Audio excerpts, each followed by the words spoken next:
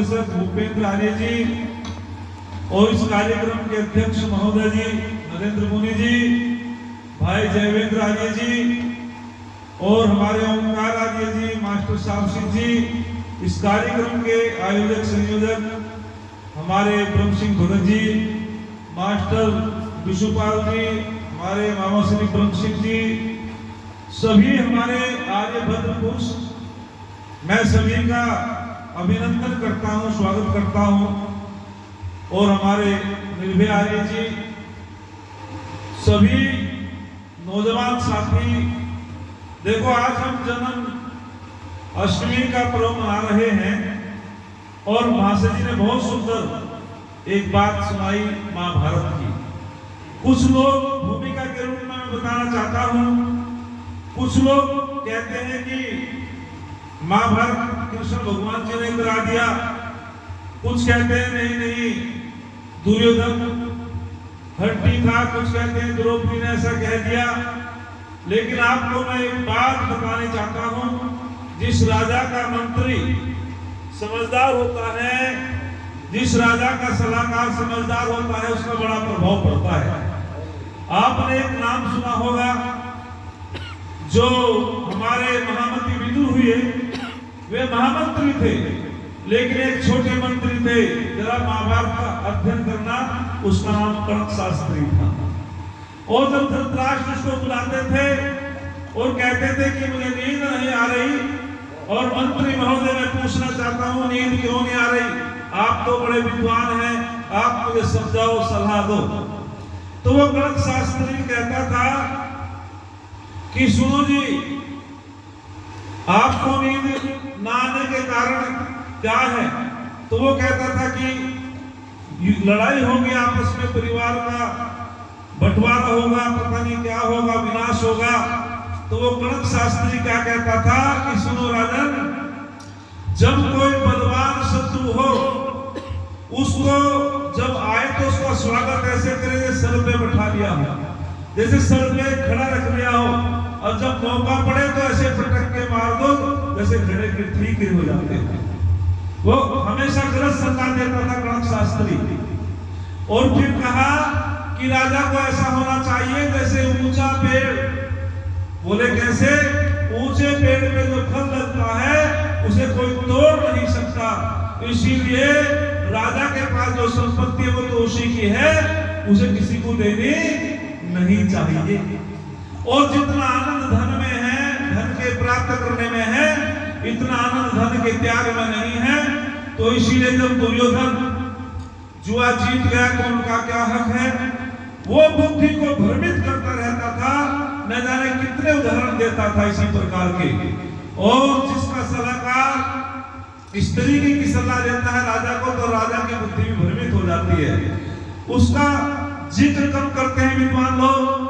तो उस कणक शास्त्री ने हमेशा नकारात्मक बातें कर करके धृतराष्ट्र को जो है एक प्रकार से धार्मिक बना दिया था। और ये भारत के इस आर्यवर्त की दुर्दशा थी। एक का फोन आया जी कि भारत की व्याख्या क्या है नोएडा से। देखो भारतवर्ष, भारत का मतलब होता है भा माने ज्ञान की भी होता है, भा माने प्रकाश की भी होता है, जहां रत माने निरंतर, अर्थात जिस देश में निरंतर ज्ञान विज्ञान की चर्चाएं होती हो, जिस देश में विज्ञान की और ज्ञान की, वेदों की शिक्षा लेने के लिए विश्व के विद्यार्थी नालंदा जैसे विश्वविद्यालय में आते हो, और सृष्टि के आदि से लेकर के ये विश्व गुरु हमारा देश रहा, तो भा माने होता है ज्ञान के, भा माने होता है प्रकाश के, और भा माने विज्ञान की भी होता है। अर्थात जहां सृष्टि के आदि से लेकर के और यहाँ लगातार गुरुकुलों में, आश्रमों में ज्ञान की चर्चा होती हो, विज्ञान की चर्चा होती हो, और ज्ञान को अर्जित करके हमारे ब्रह्मचारी विद्वान बनते हो, उसका नाम भारत है। भारत का मतलब केवल ये भी नहीं कि भरत के नाम से भारत है, भा माने प्रकाश के भी है, भा माने ज्ञान के भी है, भा माने विज्ञान के भी है, रत माने निरंतर जो उसमें लगा रहते हो, तभी तो हमारे ऋषि मुनि निरंतर लगे रहते थे। महर्षि भारद्वाज ने विज्ञान में उन्नति की थी, उन्होंने जो है 12 विमानों को बनाया था और ऐसे विमान बनाए थे जो आज तक भी वैज्ञानिक बना बोले नहीं पाए हैं।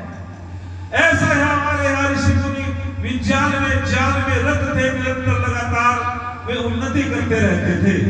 तो मैं योगीराज श्री कृष्ण महाराज जी का जीवन स्वामी दयानंद ने आप पुरुष के समान लिखा है। आप पुरुष का मतलब होता है जिसका एक एक शब्द प्रमाणित हो, जिसका एक एक वाक्य हमारे लिए अनुकरणीय हो। ऐसे योगीराज श्री कृष्ण महाराज जी कहते हैं, स्वामी दयानंद ने जब ये कलम से लिखा कि जन्म से लेकर मृत्यु पर्यंत कोई भी पापाचार नहीं किया योगीराज कृष्ण ने। अरे कहा गया है कौन है दुरात्मा और किसे कहते हैं महात्मा? तो बड़ी सुंदर बात कही, कहा कि मनुष्य ने वातस्य ने कर्मण्य ने दुरात्मा नाम। और फिर कहा बहुत सुंदर बात कही, वातस्य कम मनुष्य कम कर्मण्य कम महात्मा नाम।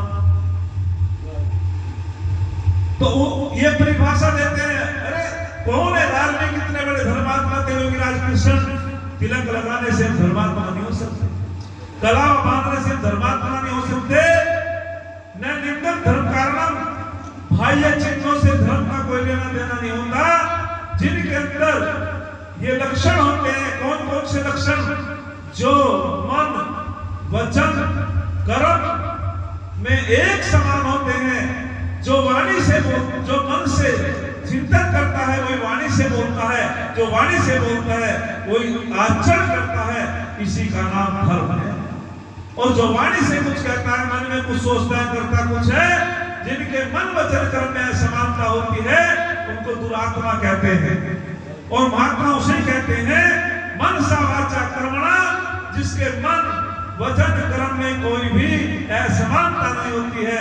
अरे जो कह दिया, कहा सत्यम में देवानितम मनुष्य, उन्हें तो कहा गया है देव जो सत्य ही बोलते हो, सत्य ही सुनते हो, जिनका सत्य ही सुनना, सत्य ही बोलना, सत्य ही करना, वे आप पुरुष होते हैं। ये गुण योगीराज श्री कृष्ण महाराज जी में थे। लेकिन एक ने शंका कर दी स्वामी दयानंद से कि ऋषिवर कहीं आपसे भूल हो गई। बोले क्यों, कैसे भूल हुई? कि आपने उसको आप पुरुष लिखा कि जन्म से लेकर मरण पर्यंत उसने कोई पाप नहीं किया। योगीराज कृष्ण ने तो छल भी किया। हमने महाभारत में पढ़ा, एक व्यक्ति ने शंका की ऋषि से, बोले कैसे? कि जब आचार्य द्रोण युद्ध कर रहे थे और भयंकर लड़ाई कर रहे थे, पांडवों की तरफ से बहुत महारथियों को मार रहे थे, श्री कृष्ण को चिंता हुई। इसी प्रकार से आचार्य द्रोण युद्ध करते रहे तो 3 दिन में समाप्त कर देंगे सबको, कोई नहीं बचेगा। बोले अर्जुन के पास गए, बोले फिर क्या करें? बोले तेरे से झुकेगा, तेरा गुरु है और मैंने तो प्रतिज्ञा धारण कर रखी, मैं तो भाई हथियार नहीं उठाने का। बोले तो फिर क्या करा जाए? कि आचार्य द्रोण से जाकर के कह दे कि अश्वत्थामा मारा गया। अर्जुन ने कि मैं तो झूठ नहीं बोलूं। बोले झूठ नहीं बोले तो कुछ कोई नहीं बचेगा। और अब यो तेरा गुरु अधर्म की तरफ से लड़ रहा, यो भी अधार्मिक ही है। अर्जुन ने जाकर के कह दिया गुरु जी अश्वत्थामा मारा गया। वो तो गुरु था। आचार्य द्रोण ने कि तेरा विश्वास नहीं करता, यदि युधिष्ठिर कह देगा तो मान लूंगा कि अश्वत्थामा मारा गया। तेरा विश्वास नहीं होगा। युधिष्ठिर के पास पहुंचे और भीम से अश्वत्थामा नाम का हाथी मरवा दिया और जाकर के उससे भी निवेदन किया युधिष्ठिर से कि भाई अपने गुरु से कह दे कि अश्वत्थामा मारा गया गुरु जी। बोले मैं तो झूठ नहीं बोलने का, जब मारा नहीं गया मैं कैसे कहूं? क्योंकि मैं कहीं दूर लड़ाई में था या छुपा हुआ था, उस समय आसपास अश्वत्थामा नहीं था। तो उसने कहा अच्छा एक काम तो कर, अश्वत्थामा नाम का हाथी मारा गया ऐसे ही बोल दिए। बोले बिल्कुल ठीक है, वो तो कह दूंगा कि। आचार्य द्रोण के पास जाकर के कहा गुरुजी अश्वत्थामा मारा गया, नर नहीं हाथी। बस जो हाथी के शब्द थे वो शब्द बजा दिया भगवान कृष्ण, वो सुनने नहीं दिया, उसके कानों में न पड़े शब्द। और वो जो है शस्त्र फेंकने की युधिष्ठिर तो झूठ बोलने वाला नहीं है, और शस्त्र फेंक करके नीचे बैठ गया। अपने पुत्र शोक में दुष्ट धुमन में आकर के उसका सर अलग कर दिया। तो उस व्यक्ति ने शंका की कि जी ने तो छड़ किया योगीराज कृष्ण ने, आप उसको धर्मात्मा कहते हो, आप कहते हो उसने जीवन में पाप नहीं किया। तो जब स्वामी दयानंद ने कहा था कि तूने मैंने आर्य समाज के नियम बनाए उसको ठीक नहीं पढ़ा, उसको ठीक नहीं पढ़ा, उसका चिंतन ठीक नहीं किया। बोले ठीक पढ़ा मैंने तो। बोले ना एक बार और पढ़, बुद्धि ठीक हो जाएगी तेरी। बोले जी बताओ। कृष्ण भगवान हमारे ज्यादातर संत धर्म पर ही टिके रहे, लेकिन योगीराज कृष्ण ऐसे राजनीतिज्ञ थे, ऐसे नीतिमान थे जो हर स्थिति को समझते थे, परिस्थिति को समझते थे। तो उन्होंने क्या लिखा स्वामी दयानंद ने, सबसे प्रीति पूर्वक धर्मानुसार यथा योग्य बरतना चाहिए। जब श्री कृष्ण महाराज जी दुर्योधन के पास गए, प्रीति पूर्वक प्यार से समझाया, अरे दुर्योधन भाई हम प्यार से शांति दूत बन करके आए हैं, इनका हिस्सा इनको दे दे।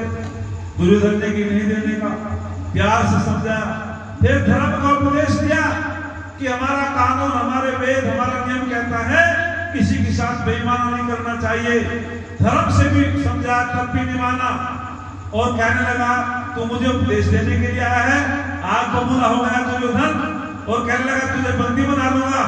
तो तब योगीराज कृष्ण ने कहा था कि सुन दुर्योधन, कभी भी क्रोध रूपी बाण नम्रता रूपी कवच पर प्रहार नहीं कर सकते, और याद रखना जो क्रोध का रास्ता होता है वो विनाश का रास्ता होता है, जो क्रोध का रास्ता होता है वो पतन का रास्ता होता है, और जो शांति का मार्ग होता है वो उन्नति का मार्ग होता है, जो शांति का मार्ग होता है वो प्रगति का मार्ग होता है। और तू अब तुझे तेरी बुद्धि खराब हो गई, प्रज्ञा प्रादोषरो मूलम रोगाणाम, जब बुद्धि बिगड़ जाती है। अच्छा आपने एक बात सुनी होगी, विनाश काले विपरीत बुद्धि, ये थी कृष्ण की तर्क बुद्धि। कहते हैं कि विनाश काले विपरीत बुद्धि, पहले विनाश होता है, बुद्धि बाद में बिगड़ती है। लेकिन कृष्ण ने कहा ना, बुद्धि नाशात् प्रणश्यति, बुद्धि के बिगड़ने से ही विनाश होता है। दुर्योधन तेरी बुद्धि बिगड़ गई, और बुद्धि जब बिगड़ जाती है तो समस्त रोगों का एक मूल कारण है। कृष्ण तो ऐसे तक बुद्धि के थे, उन्होंने खंडन किया इस बात का, विनाश काले विपरीत बुद्धि। बोले नहीं, विनाश बाद में नहीं हो सकता, पहले बुद्धि बिगड़ती है, विनाश बाद में होता है, बुद्धि पहले बिगड़ती है, और तुम पहले गए विनाश काले। तो ये तर्क बुद्धि थी भगवान कृष्ण की। तो मैं जो आपके सामने बता रहा था, उन्होंने प्रीति पूर्वक समझाया, धर्मानुसार समझाया, तब भी नहीं माने, और फिर यथा योग बरतना चाहिए, अर्थात जैसा जो है उसके साथ वैसा व्यवहार बोलो करना चाहिए। दुष्ट दुष्टाई से ही मानेगा। तो इसीलिए स्वामी दयानंद ने कहा, उन्होंने तो वेद की आज्ञाओं का पालन किया है, और तभी तो अर्जुन को कहा था ये ऐसे मानने वाले नहीं है, ये अधर्म की तरफ से लड़ाई लड़ रहे हैं, ये देश की हानि करेंगे, संस्कृति की हानि करेंगे। अर्थात जो अपने स्वार्थ में छल करता है निश्चित वो पापी है।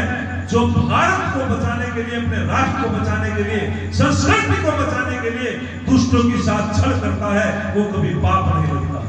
ये थे कृष्ण भगवान, वो पाप नहीं माना जाता है। तो वो लकीर के फकीर नहीं थे योगीराज कृष्ण जी। तो मैं अधिक न बोलते हुए इतना ही कहना चाहता हूँ। एक आपने और बात सुनी होगी, हमारे कथावाचक कहते हैं कर्मण्येवाधिकारस्ते मा फलेषु कदाचन, और क्या कहते हैं, व्यर्थ में चिंता मत करो फल की, कर्म करते रहो। मैंने भागवत वाले से पूछा, घटान में आया था कई साल हो गए, और वो उस बात को कह रहा, मैंने कहा मगर जी आप कितने दक्षिणा तय करके आए? बोले हमने तो 1 लाख बोल दिया। मैंने कि तुमको फल पहले तय कर लिया, और दुनिया का पागल बना रहे, फल पहले तय कर लिया, तो 1 लाख रुपए दोगे तो हम आएंगे, और मगर तुम यहाँ कह रहे कर्म करते रहो। योगीराज कृष्ण ने कहा फल की चिंता मत करो, बिल्कुल झूठ बात है। योगीराज कृष्ण ने स्कॉर्पियो नहीं किया, योगीराज कृष्ण ने स्कॉर्पियो किया है। वे कहते हैं कर्मण्येवाधिकारस्ते मा फलेषु कदाचन, हे मनुष्य कर्म करने में तेरा अधिकार है, और फल तो परमात्मा की व्यवस्था से मिलेगा। उन्होंने कहा चिंता मत कर, फल तो परमात्मा की व्यवस्था से मिलेगा, कर्म करने का तुझे अधिकार है। जब अर्जुन रणभूमि में जाकर के कुरुक्षेत्र में और मैं कहने लगा मैं किससे लड़ाई लड़ूं, मुझे क्या मिलेगा इस लड़ाई लड़ने से, मेरा क्या भला होगा, तो तब भगवान कृष्ण जी ने कहा अरे तू अनार्यों वाला व्यवहार करता है, तू आर्य है, तू धर्म की तरफ से लड़ रहा है, ये सब अधर्मी है, इनको अधर्मी है ये, दुष्टों की दृष्टि से दे। और एक गजब की बात कहते हैं योगीराज कृष्ण की, सुन तुझे क्या मिलेगा यदि युद्ध को जीतेगा। जरा ध्यान दो,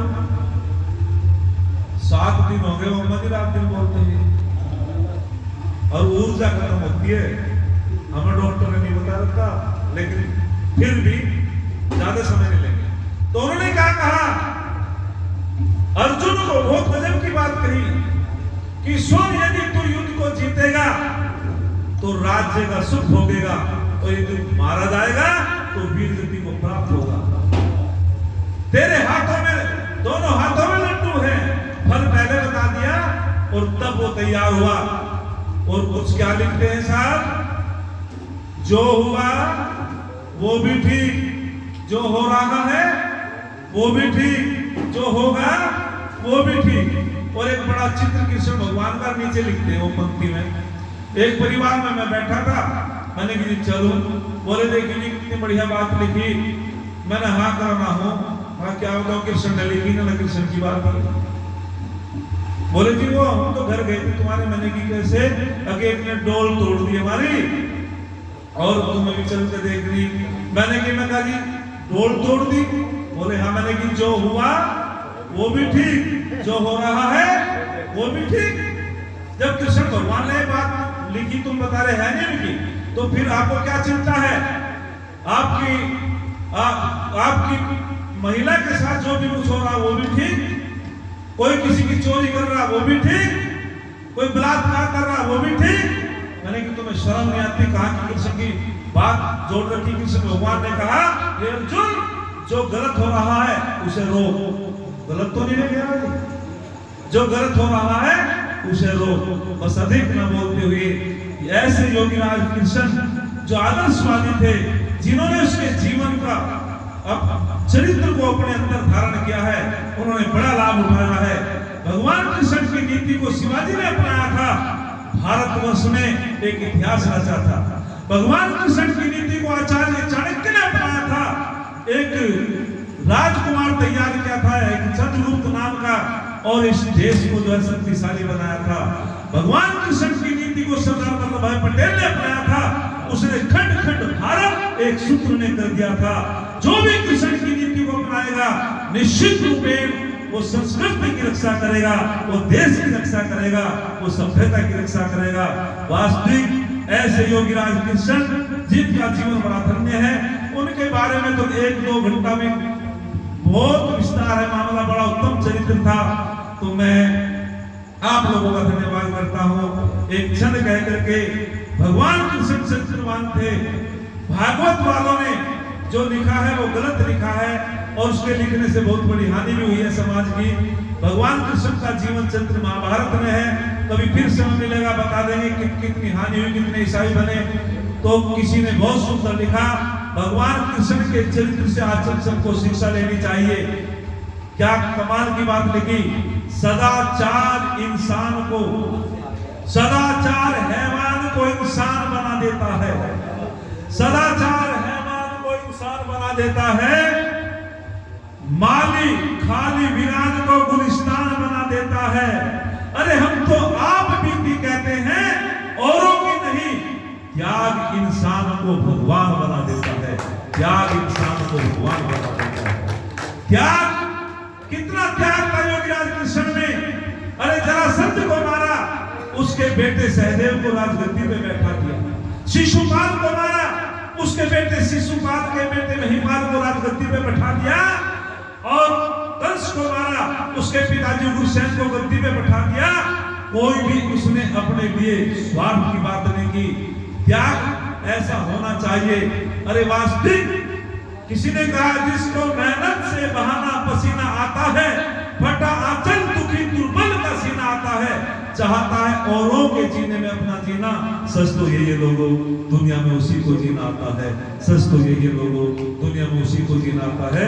आप लोगों का धन्यवाद भैया, बहुत बहुत धन्यवाद। अब हमारे कार्यक्रम के सभापति जी हैं